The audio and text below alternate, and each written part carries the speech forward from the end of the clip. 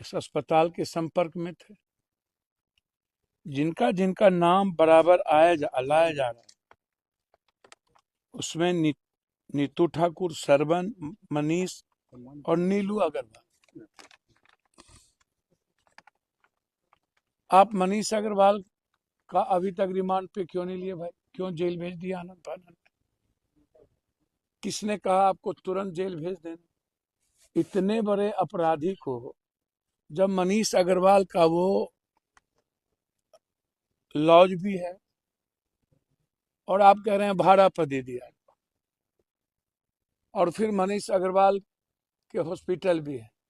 जो हॉस्पिटल मनीष अग्रवाल कहते हैं रंजन, वो 2025 में ही डॉक्टर अभिषेक फराल चल रहे हैं। इस हॉस्पिटल का रेनवल 25 से नहीं हुआ।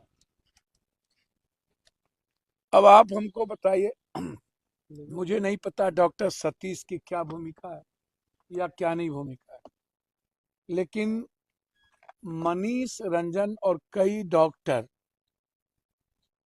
इसमें लगातार कहीं न कहीं साजिश का एक हिस्सा है। मनीष रंजन को रिमांड पर पुलिस के द्वारा नहीं लेना, यह भी एक साजिश है। मनीष रंजन पहले से ही सेक्स रैकेट चलाते थे पटना में। वह कई रसूखदार नेता पदाधिकारी को लड़कियां पहुंचाते थे। उनकी पूरी करतूत, उनका मोबाइल, उनका लोकेशन पूरी क्यों नहीं खंगाली जा रही?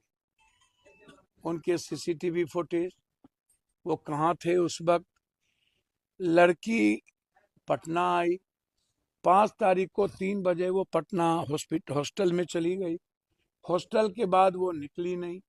9 बजे अपने माँ बाप से बातचीत की और 9 बजे से लेके 6 तारीख के बीच लड़कियों के साथ घटना घटी। मैंने कई बार कहा कि आप यदि यह कहते हैं कि लड़की ने खोजा 5 दिनों से, लड़की जब घर पे था तो खोज कब रहा था? 5 दिनों से कब खोजा तो फिर जब कोई ड्रग्स लेता किसी दवाई दुकान पे जाके तो उसको तुरंत नींद की गोली को ऑनलाइन चढ़ा देना। वो चढ़ाया कि नहीं? लड़की गई कि नहीं? उसके नंबर होते हैं, वो भी आपने नहीं बताया। आप परिस्थिति नहीं बताए कि किस कारण से हुआ। माँ बाप से डिप्रेस में थे, परिवार में कोई दिक्कत हुई थी, गांव में कोई प्रॉब्लम था या पटना में कोई प्रॉब्लम था? कौन टॉर्चर कर रहा था और कौन ले गया? आप इसका भी अभी तक नहीं बताए। ले कौन गया? आप उस सीसीटीवी के फुटेज के बारे में भी नहीं बता रहे। उसके रूम को साफ किसने किया वो भी नहीं बता रहे। सहजानंद सरस्वती के यहाँ से जब सहजानंद जी क्यों नहीं लिख रहे हैं भाई? सहजानंद जी किसके दबाव में हैं? क्यों डरे हुए हैं? जब सहजानंद के यहाँ इलाज हुआ तो क्या उसने नहीं देखा कि उनके घुटने छिले हुए थे? क्या उनके प्राइवेट पार्ट पर चोट था? क्या उनके गर्दन पर चोट था? क्या नाखून नहीं था? फिर सहजानंद ने ट्रांसफर क्यों कर दिया? वो हायर सेंटर क्यों नहीं भेजे जब इतने बड़े और इतने मजबूत डॉक्टर थे और अपने को सबसे मजबूत साफ सुथरा कहते हैं? यह हॉस्पिटल में बड़े बड़े नेता आके इलाज कराते हैं, पीएमसीएच में झगड़ा करते हैं यहाँ आकर के, और इस हॉस्पिटल को प्रभात को क्लीन चिट दे देता है।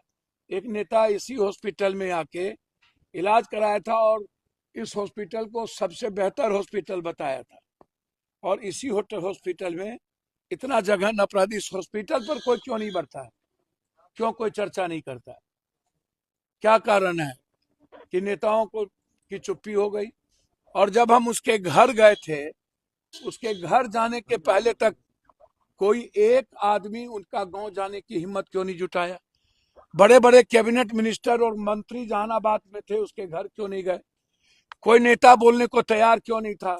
हम तो शुरू दिन से कह रहे थे कि बलात्कार की परिस्थितियां हैं, घटना घटी है। उस पंचायत के मुखिया जी लगातार हमारे संपर्क में थे। इस तरह की आत्महत्या, हम मानवर एएसपी से पूछना चाहेंगे कि क्या टैबलेट किसी को मिल जाएगा, किसी गैर आदमी को नींद की 90 गोली तो ला के किसने दिया? घटना की ओर से घटी।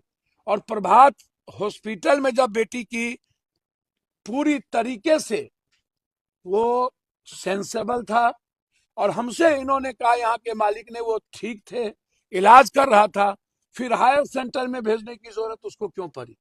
मेदांता फिर क्यों भेज दिया गया?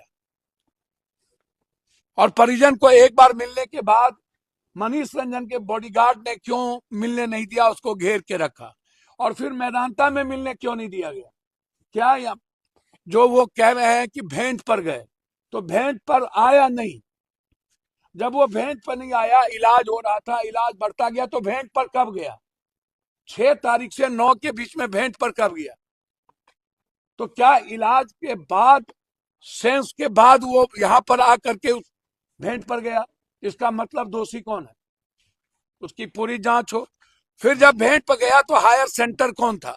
आप एम्स भेजते, आप हायर सेंटर मेदांता चले गए, मेदांता में किसी को मिलने नहीं दिया गया, और 9 तारीख को कह दिया गया कि लड़की मर गई। अब आप हमको बताइए। और पटना पुलिस कहती है कि हम डॉक्टर के आधार पर ही कोई बात बोल रहे हैं। इसका मतलब है डॉक्टर को कुछ भी नहीं दिखा।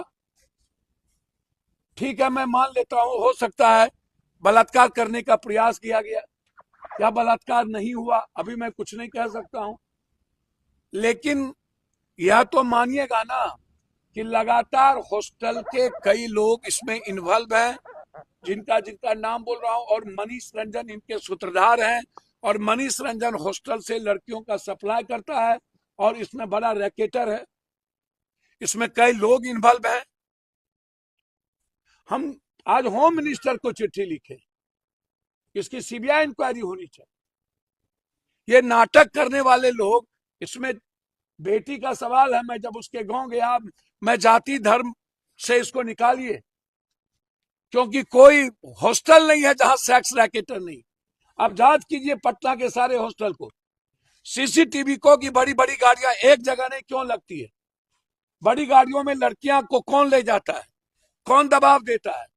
एक अच्छे दोस्त साथ में आए और उसके बाद बार्गेनिंग शुरू कर देता है हॉस्टल के मालिक लोग कि तुम्हारे साथ दोस्त कौन आया था। फिर जेंट्स लड़के के साथ लड़कियों को रखना, ये कौन सा भाई नया कानून बन गया? और अभी तक पटना में या अन्य जगहों पर मॉनिटरिंग क्यों नहीं होती है? इसकी निगरानी कौन करेगा?